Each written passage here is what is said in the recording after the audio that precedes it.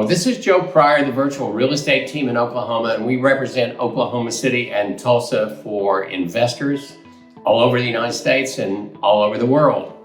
And you know, the one thing about Oklahoma City and Tulsa, and let's kind of go a little micro here, and then we'll talk a little bit about macroeconomics. Full disclosure, I'm not an economist, but I do read a lot. And I do follow a lot of people that I have a lot of respect for, and I look at statistics because it's extremely important to me, because metrics is everything in real estate investment. So what I love about real estate investment, it either works or it doesn't work. It either gets you the yield that you want or it doesn't give you the yield that you want. And so it's a very clean way of looking at somewhere to put your money. But right now, the Oklahoma City and the Tulsa market is flying. They're both growing. They are at the top of the list in a lot of things. Tulsa just got rated as the best place to buy a home under $260,000 in the United States. Oklahoma City was number 5 because it's a little bit more expensive. So I keep seeing these accolades for the local market. I see unemployment rates as low as 1.9%. I see new construction going on constantly around the market, name brand, big time retailers, restaurants, everything are coming into the Oklahoma City and the Tulsa market. So when a market is strong, when an economy is growing, when population is growing, housing is going to keep going up, and that is what's happening right now. Now we're still probably about as affordable, about the 4th most affordable market in Oklahoma City and Tulsa for metro areas, over 1 million, and so that is a strong positive. But the other thing that's happening is the national economy.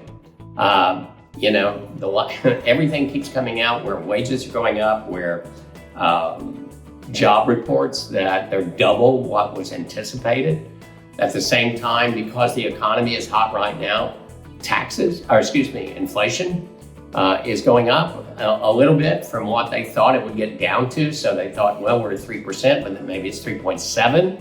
And that's what happened in a sticky economy. That's what happens when things are still growing. Now, the crazy thing is a lot of people think the economy is bad. And I'll just say one thing, basically. If economy is strong, it's not always strong for all people. It never is. There are winners and losers.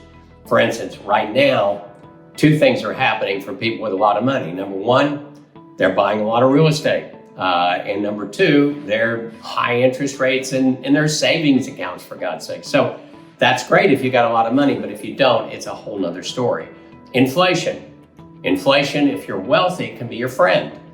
If you're poor, if you're down on the bottom part of the things, then that's a real problem because eggs become more expensive. And hey, I don't know if I can buy meat for my family.